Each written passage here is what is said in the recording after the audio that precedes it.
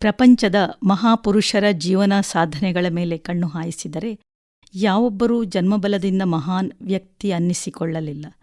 ವಾಲ್ಮೀಕಿ, ವ್ಯಾಸರಂತಹ ಮಹಾಕವಿ ವರೇಣ್ಯರು, ಕನಕ ಕಬೀರರಂತಹ ದಾಸಶ್ರೇಷ್ಠರು, ಬಸವಣ್ಣನೇ ಮೊದಲಾದ ವಚನಕಾರರು ಇಂದಿಗೂ ಜನಮಾನಸದಲ್ಲಿ ಉಳಿಯಲು ಕಾರಣ ಅವರ ಸಚ್ಚಿಂತನೆಗಳು ಮತ್ತು ಮಹತ್ಕಾರ್ಯಗಳೇ ಆಗಿವೆ. ಮಹಾಕವಿ ಪಂಪ ತನ್ನ ಕಾವ್ಯದಲ್ಲಿ ಛಲಂ ಕುಲಂ, ಗುಣಂ ಕುಲಂ, ಅಣ್ಮುಕುಲಂ ಎನ್ನುತ್ತಾ ಹುಟ್ಟಿದ ಕುಲವು ಕುಲವಲ್ಲ ಎಂಬುದು ಗಮನಾರ್ಹವಾಗಿದೆ. ಬಾಬಾ ಸಾಹೇಬ್ ಅಂಬೇಡ್ಕರ್ ಮಹರ್ ಎಂಬ ಅಸ್ಪೃಶ್ಯವೆನಿಸಿದ ಜಾತಿಯಲ್ಲಿ ಜನ್ಮ ತಾಳಿದವರು. ಈ ಅಪೂರ್ವ ವ್ಯಕ್ತಿಯ ಜೀವನವೇ ಹಲವು ವಿಚಾರಧಾರೆಗಳು, ಚಿಂತನೆಗಳು ಕೂಡಿದಂತಹ ಮಹಾಸಾಗರದಂತಿದೆ.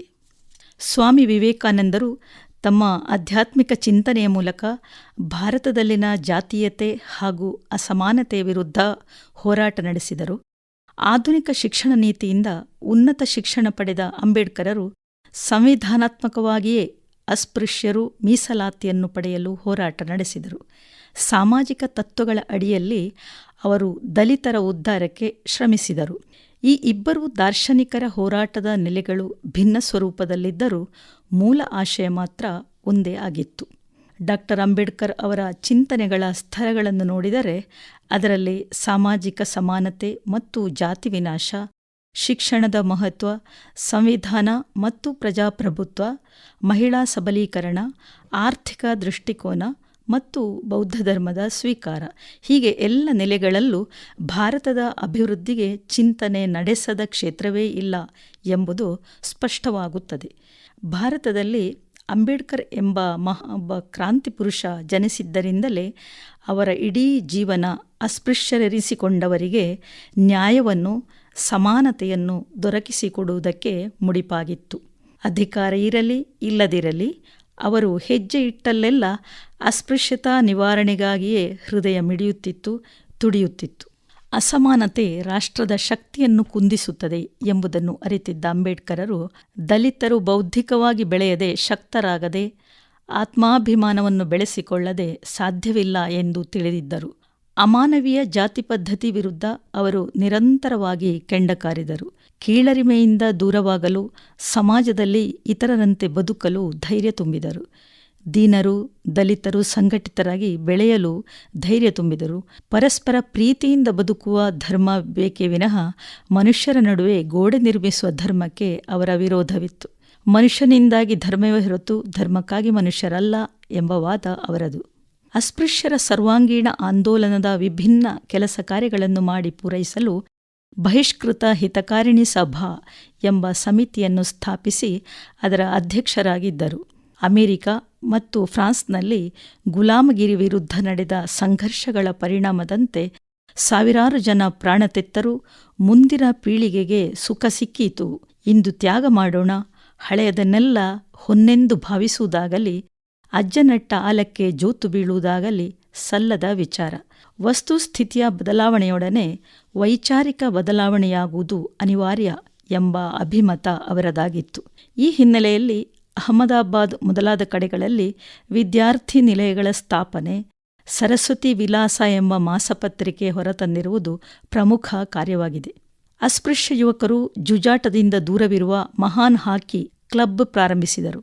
ಆ ಸಮಾಜದ ವ್ಯಕ್ತಿಗಳಲ್ಲಿ ಸ್ವಾಭಿಮಾನ ಮೂಡಲು ಕೆರೆ, ಬಾವಿ, ಹೊಳೆ ಮುಂತಾದ ಸಾರ್ವಜನಿಕ ಸ್ಥಳಗಳಲ್ಲಿ ಪ್ರತಿಬಂಧ ಬರಕೂಡದೆಂಬ ನಿರ್ಣಯ ಕೈಗೊಂಡಿರುವುದು ಭಾರತದ ಸಾಮಾಜಿಕ ಜೀವನದಲ್ಲಿ ಹೊಸ ಪರ್ವವೇ ಸರಿ.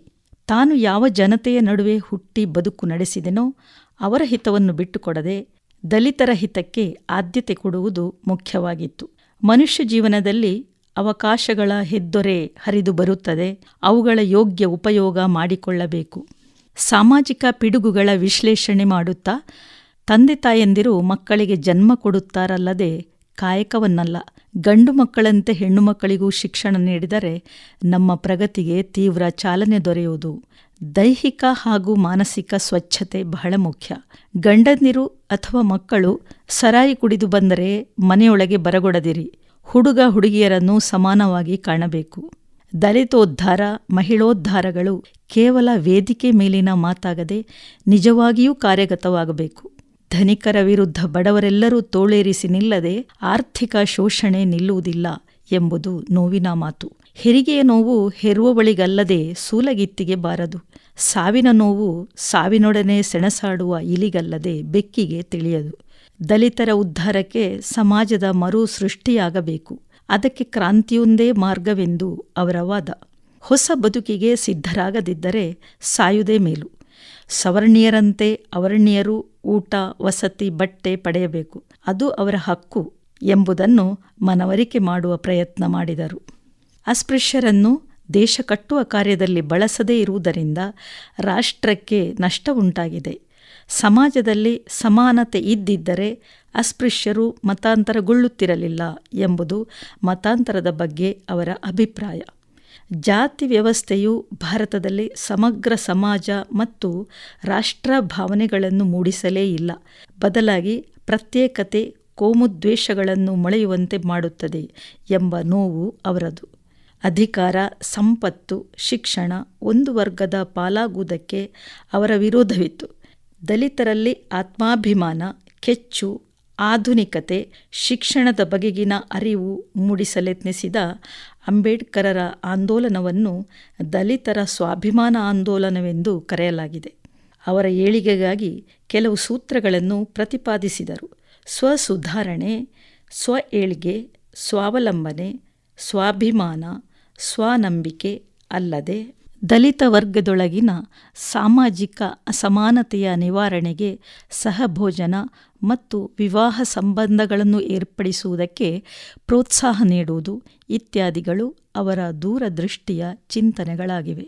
ಸಂವಿಧಾನ ಶಿಲ್ಪಿ, ಆಧುನಿಕ ಮನು ಎನ್ನಿಸಿಕೊಂಡ ಅಂಬೇಡ್ಕರ್ 40 ವರ್ಷಗಳ ಕಾಲ ಭಾರತದ ರಾಜಕೀಯ ಮತ್ತು ಸಾಮಾಜಿಕ ಜೀವನದಲ್ಲಿ ಸ್ವತೇಜಸ್ಸಿನಿಂದ ಥಳಥಳಿಸಿದ ಜ್ಞಾನ ಭಾಸ್ಕರ. ಕೇಂದ್ರ ಸರ್ಕಾರದ ಬಲ ಸಂವರ್ಧನೆಗಾಗಿ ಭಾರತದ ವಿಭಜನೆ ಮಾಡಲೇಬೇಕು, ಅನ್ಯಥಾ ಭಾರತವು ಸ್ವಾತಂತ್ರ್ಯದ ನಂತರವೂ ಅಪಾಯದ ಅಂಚಿನಲ್ಲಿ ನಿಂತೀತು ಎಂದು ಎಚ್ಚರಿಸಿದ್ದರು.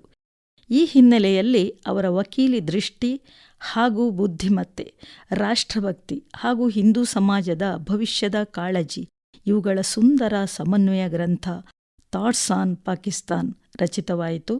ಅಲ್ಲದೆ ಭಾರತದ ವಿಭಜನೆ ಇದು ಇಂದು ದೇಶ ಎದುರಿಸುತ್ತಿರುವ ದೊಡ್ಡ ಆತಂಕಗಳ ಬಗ್ಗೆ ಅವರಿಗಿದ್ದ ಅರಿವನ್ನು ಸೂಚಿಸುತ್ತದೆ. ಜೀವನದ ಒಂದು ಕ್ಷಣವನ್ನು ವ್ಯರ್ಥವಾಗಿ ಕಳೆಯದೆ ಅಂಬೇಡ್ಕರ್ ತಮ್ಮ ಬದುಕಿನ ಕೊನೆಯವರೆಗೂ ಓದು ಬರಹಗಳಲ್ಲಿ ತೊಡಗಿದ್ದರು. ಬುದ್ಧನಂತೆ ಜ್ಞಾನಪ್ರಾಪ್ತಿ ಮಾಡುತ್ತಲೇ ಇದ್ದರು. ಅವರ ವ್ಯಾಪಕವಾದ ವ್ಯಾಸಂಗ, ಹರಿತವಾದ ವಿವೇಚನಾ ಶಕ್ತಿ, ವಿಶಾಲವಾದ ಅನುಭವ, ನಿಷ್ಪಕ್ಷವಾದ ವಸ್ತುನಿಷ್ಠೆ ಮನೋಧರ್ಮ, ದೂರದೃಷ್ಟಿಗೆ ಗಾಂಧೀಜಿಯವರೇ ಮೂಕರಾಗಿದ್ದರು. ಪ್ರಜಾಪ್ರಭುತ್ವವೆಂದರೆ ಕೇವಲ ಸರ್ಕಾರದ ಒಂದು ಮಾದರಿಯಲ್ಲ, ಅದು ಮೂಲತಃ ಸಂಯೋಜಿತ ಸಂಪರ್ಕದಿಂದ ಕೂಡಿದ ಸಹಬಾಳ್ವೆಯ ಜೀವನಾನುಭವ. ಪ್ರಮುಖವಾಗಿ ಪರಸ್ಪರರಲ್ಲಿ ಗೌರವ ಮತ್ತು ಘನತೆಯನ್ನು ಕಾಣುವ ಮನೋಭಾವ ಎಂಬ ಅಭಿಪ್ರಾಯ ಅವರದು. ಅಂಬೇಡ್ಕರರು ಭಾರತದ ಕಾರ್ಮಿಕ ಮಂತ್ರಿಗಳಾಗಿ ಮಾಡಿದ ಕಾನೂನು ಸುಧಾರಣೆ ಒಬ್ಬ ದೂರದೃಷ್ಟಿ ಚಿಂತಕನ ನೆಲೆಯಲ್ಲಿದೆ. ಕಾರ್ಮಿಕರಿಗೆ ತುಟ್ಟಿ ಭತ್ಯೆ ಹೆಚ್ಚಳ, ಬಸ್ ಪಾಸ್, ಗಣಿಗಳಲ್ಲಿ ಕೆಲಸ ಮಾಡುವ ಸ್ತ್ರೀಯರಿಗೆ ಹೆರಿಗೆ ಕಾಲದಲ್ಲಿ ಸಂಬಳ ಸಹಿತ ರಜೆ ಇತ್ಯಾದಿಗಳಲ್ಲದೆ ಸ್ತ್ರೀ ಪುರುಷರಿಗೆ ಸಮಾನ ಕೂಲಿ ಮತ್ತು ಅನೇಕ ಸವಲತ್ತುಗಳ ಘೋಷಣೆ ಮಾಡಿರುವುದು ಗಮನಾರ್ಹ. ಬಿರುಗಾಳಿಯಂತಹ ತಮ್ಮ ವ್ಯಕ್ತಿತ್ವ, ಸುಧಾರಣಾವಾದಿ ವಿಚಾರಗಳಿಂದ ಹಿಂದೂ ಸಮಾಜಕ್ಕೆ ಭೂಕಂಪದ ಬಿಸಿ ತಗುಲುವಂತೆ ಮಾಡಿದವರು. ಅನ್ಯಾಯ, ಅತ್ಯಾಚಾರ, ಅಂಧಶ್ರದ್ಧೆಗಳ ವಿರುದ್ಧ ಸಿಡಿದೇಳುತ್ತಿದ್ದರು. ಒಬ್ಬ ರೈತ ಪ್ರಧಾನಮಂತ್ರಿಯಾಗುವುದನ್ನು ತಾನು ಕಾಣಬೇಕಾಗಿದೆ. ಭೂಮಾಲೀಕರ ವಿಧೇಯಕ ಮಂಜೂರಾಗದೆ ಹೋದರೆ ಗೇಣಿ ನಿರಾಕರಣೆಯ ಚಳುವಳಿಯನ್ನು ಆಧರಿಸಿ ಇಲ್ಲಿನ ಧನಿಕ ಮತ್ತು ಪುರೋಹಿತ ವರ್ಗದೊಡನೆ ಹೋರಾಡಬೇಕಾಗುತ್ತದೆ ಎಂದು ಗುಡುಗಿದ್ದರು. ಅವರು ಸ್ವಹಿತಕ್ಕಿಂತ ದೇಶದ ಹಿತಕ್ಕೆ ಪ್ರಾಶಸ್ತ್ಯ ನೀಡುತ್ತಾ ಬಂದವರು. ಬೌದ್ಧ ಧರ್ಮ ಅವರ ಉಸಿರಾದರೆ ಓದು ಬರಹಗಳೇ ಅವರ ಚೈತನ್ಯ ಶಕ್ತಿಗಳು. ಅಂಬೇಡ್ಕರರಿಗೆ ವಿದ್ಯೆ ಮಹತ್ವ ಏನೆಂಬುದರ ಅರಿವು ಬಾಲ್ಯದಿಂದಲೇ ಇದ್ದಿತು. ಸ್ವಸಾಮರ್ಥ್ಯದಿಂದ ಶಾಲಾ ಕಾಲೇಜು ಮುಗಿಸಿ ವಿದೇಶದ ಪ್ರಸಿದ್ಧ ಶಿಕ್ಷಣ ಸಂಸ್ಥೆಗಳಲ್ಲಿ ಓದಿ ವಿಶೇಷವಾದ ಅರ್ಹತೆ ಗಳಿಸಿಕೊಂಡಿದ್ದರು. ಮನುಷ್ಯನ ಸರ್ವಾಂಗೀಣ ಪ್ರಗತಿಗೆ ಅನಿವಾರ್ಯವೆಂದು ಅರಿತು ಜನತಾ ಶಿಕ್ಷಣ ಸೊಸೈಟಿಯನ್ನು ರಚಿಸಿದರು. ಅಂಬೇಡ್ಕರರು ಯುವ ಜನಾಂಗದ ಮೇಲೆ ವಿಶೇಷ ಆಸಕ್ತಿಯನ್ನು ಇಟ್ಟುಕೊಂಡಿದ್ದರು. ಕೇವಲ ಶಾರೀರಿಕ ಸಾಮರ್ಥ್ಯ ಮಾತ್ರವಲ್ಲ, ಬೌದ್ಧಿಕ ಸಾಮರ್ಥ್ಯವನ್ನೂ ಹೆಚ್ಚಿಸಿಕೊಳ್ಳಬೇಕು ಎಂಬ ನಿಲುವು ಅವರದು. ಈ ನಿಟ್ಟಿನಲ್ಲಿ ಯುವಕರು ಉನ್ನತ ಶಿಕ್ಷಣವನ್ನು ಪಡೆಯಲು ಮತ್ತು ವೈಜ್ಞಾನಿಕ ದೃಷ್ಟಿಕೋನವನ್ನು ಬೆಳೆಸಿಕೊಳ್ಳಲು ಒತ್ತಾಯಿಸುತ್ತಿದ್ದರು. ಶಿಕ್ಷಿತರಾಗಿ, ಸಂಘಟಿತರಾಗಿ ಹೋರಾಡಿ ಎಂಬುದು ಅವರ ಮೂಲ ಮಂತ್ರವಾಗಿತ್ತು. ಆರ್ಥಿಕ ವ್ಯವಸ್ಥೆಯ ಸುಧಾರಣೆಗಾಗಿ ಅವರ ವಿಚಾರಧಾರೆಗಳನ್ನು ಗಮನಿಸಬಹುದು. ಅಸ್ತಿತ್ವದಲ್ಲಿರುವ ರಾಜಕೀಯ, ಸಾಮಾಜಿಕ ಮತ್ತು ಆರ್ಥಿಕ ವ್ಯವಸ್ಥೆಯನ್ನು ಅನ್ಯಾಯಯುತವಾದುದು ಎಂದು ಧಿಕ್ಕರಿಸುವುದು, ಗ್ರಾಮೀಣ ಭಾರತದ ಕಡುಬಡತನ ಮತ್ತು ನಿರುದ್ಯೋಗ ನಿವಾರಣೆಗಾಗಿ ಕೃಷಿ ಸಮಾಜವನ್ನು ಪುನಃ ಸಂಘಟಿಸಿ ಕೃಷಿ ಕೇಂದ್ರಗಳನ್ನು ತೆರೆಯುವುದು ಮತ್ತು ಕೃಷಿ ಆಧಾರಿತ ಕೈಗಾರಿಕೆಗಳ ಸ್ಥಾಪನೆಯನ್ನು ಪ್ರತಿಪಾದಿಸಿದ್ದಾರೆ. ಮಹಿಳೆಯರ ಏಳ್ಗೆಗಾಗಿ ಅವರ ವಿಚಾರಧಾರೆಗಳನ್ನು ಗಮನಿಸಬಹುದು. ಶಿಕ್ಷಣದ ಮೂಲಕ ಏಳಿಗೆ ಸಾಧ್ಯ. ಹೆಣ್ಣು ಮಕ್ಕಳಿಗೂ ವಿವಾಹವಾಗಲು ಆರ್ಥಿಕ ಸಾಮರ್ಥ್ಯ ಮತ್ತು ಸ್ವಾತಂತ್ರ್ಯವಿರಬೇಕು. 1954ರಲ್ಲಿ ಅಂಬೇಡ್ಕರ್ ಆಕಾಶವಾಣಿಯಿಂದ ಮಾಡಿದ ಭಾಷಣದಲ್ಲಿ ಹೇಳಿದಂತೆ, ನಿಶ್ಚಿತನಾಗಿ ನನ್ನ ಸಾಮಾಜಿಕ ತತ್ವಶಾಸ್ತ್ರವನ್ನು 3 ಪದಗಳಲ್ಲಿ ವರ್ಣಿಸುವುದಾದರೆ ಸ್ವಾತಂತ್ರ್ಯ, ಸಮಾನತೆ, ಭಾವೈಕ್ಯತೆ. ನನ್ನ ತತ್ವಶಾಸ್ತ್ರವು ಧಾರ್ಮಿಕತೆಯಲ್ಲಿ ಅವಲಂಬಿತವಾಗಿದೆ, ರಾಜಕೀಯ ಶಾಸ್ತ್ರದಲ್ಲಿ ಅಲ್ಲ. ನಾನು ಅವುಗಳನ್ನು ನನ್ನ ಗುರುವಾದ ಬುದ್ಧನ ಬೋಧನೆಗಳಿಂದ ಸಂಗ್ರಹಿಸಿದ್ದೇನೆ ಎಂದಿರುವುದನ್ನು ಇಲ್ಲಿ ನೆನಪಿಸಿಕೊಳ್ಳಬೇಕು. ಅವರು ಲಕ್ಷಾಂತರ ಬೆಂಬಲಿಗರೊಂದಿಗೆ ಬೌದ್ಧ ಧರ್ಮ ಸ್ವೀಕರಿಸಿರುವುದು 20 ವರ್ಷಗಳ ಕಾಲ ನಡೆಸಿದ ಚಿಂತನ ಮಂಥನಗಳ ಫಲವಾಗಿತ್ತು. ಜಾತಿ ವ್ಯವಸ್ಥೆಯ ನಿರ್ಮೂಲನೆಗೆ, ಸಾಮಾಜಿಕ ಸಮಾನತೆಯ ಸ್ಥಾಪನೆಗೆ ಭಾಷೆ ಒಂದು ಸಾಧನವಾಗಬೇಕು ಎಂಬ ಆಶಯ ಅವರದಾಗಿತ್ತು. ಆದ್ದರಿಂದ ಭಾರತೀಯ ಭಾಷೆಗಳಲ್ಲಿ ಒಂದನ್ನು ಎಲ್ಲ ಪ್ರಾಂತಗಳಲ್ಲೂ ಆಡಳಿತ ಭಾಷೆಯಾಗಿ ಬಳಸಬೇಕು, ಭಾರತದ ರಾಷ್ಟ್ರಭಾಷೆ ಸಂಸ್ಕೃತವಾಗಬೇಕು ಎಂದು ಸಂವಿಧಾನದ ಸಭೆಯಲ್ಲಿ ಪ್ರಸ್ತಾವನೆ ಮಂಡಿಸಿ ಸಹಿ ಹಾಕಿದ ಮೊದಲಿಗರಾಗಿದ್ದರು. ಇಂಗ್ಲಿಷನ್ನು ಆಡಳಿತ ಭಾಷೆಯಾಗಿ ಅವರು ಒಪ್ಪಲಿಲ್ಲ ಎಂಬುದರಲ್ಲಿ ಅವರ ದೇಶೀಯ ಚಿಂತನೆಯನ್ನು ಗಮನಿಸಬಹುದು. ಅವರ ಅದ್ಭುತ ದೇಶಭಕ್ತಿ ನಿಜಕ್ಕೂ ಅಚ್ಚರಿ ಮೂಡಿಸುವಂಥದ್ದು. ಆಧುನಿಕ ಪರೀಕ್ಷಾ ಪದ್ಧತಿಯ ಬಗ್ಗೆ ಅವರ ನಿಲುವು ಗಮನಾರ್ಹವಾದುದು. ಈ ಪದ್ಧತಿ ಸರಿಯಾದುದಲ್ಲ. ನಿತ್ಯವೂ ಕಲಿಯುವುದರ ಜೊತೆಗೆ ಅವರ ಮೌಲ್ಯಮಾಪನವೂ ನಡೆಯುತ್ತಾ ಹೋಗಬೇಕು. ಲಿಖಿತ ಮತ್ತು ಮೌಖಿಕ ಸಮಾನವಾಗಿರಬೇಕು ಎಂದು ಹೇಳಿದ್ದಾರೆ. ಒಟ್ಟಿನಲ್ಲಿ ಅವರು ಎತ್ತಿಲ್ಲದಂತಹ ಪ್ರಶ್ನೆಯೇ ಇಲ್ಲ, ಮೂಢದ ವಿಚಾರಗಳೇ ಇಲ್ಲ. ಕೇವಲ 65 ವರ್ಷಗಳಲ್ಲಿ ಸ್ವತಂತ್ರ ಭಾರತದ ರಾಷ್ಟ್ರೀಯ ಕಲ್ಪನೆಗೆ ಮಾನ್ಯತೆಯನ್ನು, ನೆಲೆಯನ್ನು, ಸಾಮಾಜಿಕ ಸ್ವಾಸ್ಥ್ಯದ ಸೂತ್ರವನ್ನು, ಆರ್ಥಿಕ ವಿಕಸನದ ದಾರಿಯನ್ನು ತೋರಿಸಿ ಸಮಗ್ರ ಹಿತದ ಚಿಂತನೆ, ತತ್ವವಿಚಾರಗಳ ಗ್ರಾಸ ಒದಗಿಸಿದ ಜನನಾಯಕರಲ್ಲಿ ಅಂಬೇಡ್ಕರ್ ಒಬ್ಬರು. ಇಂದು ಅಂಬೇಡ್ಕರರ 135ನೇ ಜನ್ಮದಿನ. ಅವರ ನೆನಕೆ ನಮ್ಮ ಕರ್ತವ್ಯ.